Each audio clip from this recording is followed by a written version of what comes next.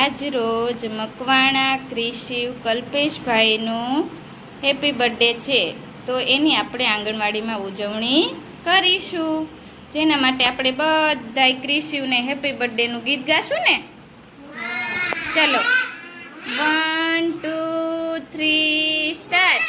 Happy birthday to you, happy birthday to you, happy birthday to dear Krishi, happy birthday to you.